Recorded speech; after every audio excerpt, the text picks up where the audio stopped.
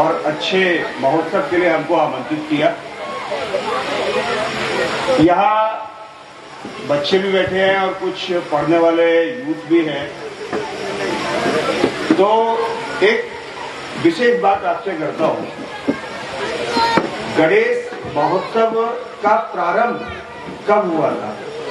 हम जब भी कोई उत्सव मनाते हैं तो हम उसके इतिहास में जाते हैं और उसकी महत्वता हमें उसके इतिहास में मिलती है।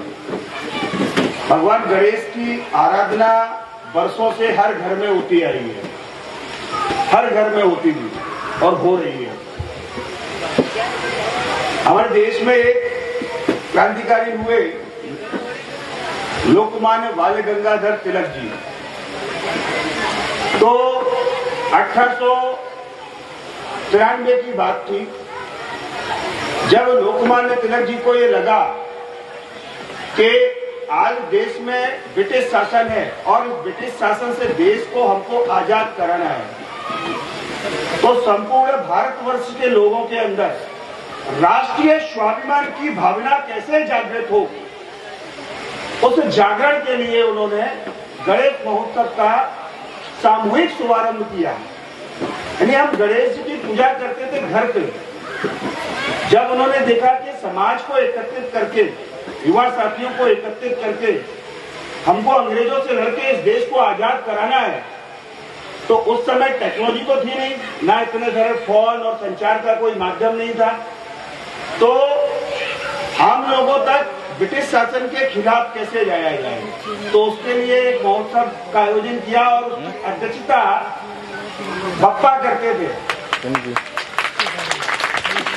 बप्पा जो है समूह और गणों के देवता है।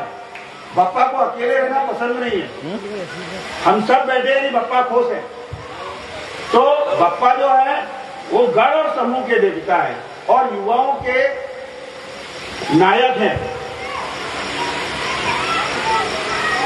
युवा बप्पा को आराध्य मानते हैं। आप अगर साउथ इंडिया में जाएंगे, वहां श्रम करने वाले लोगों को ऐसा महसूस होता है कि बप्पा का आशीर्वाद हमारे पीठ पर है, हमारे पीठ पर हाथ रखा है। वहां श्रमवर्गीय लोग बप्पा को बहुत मानते हैं और बप्पा मेहनत करने वालों से खुश होते हैं।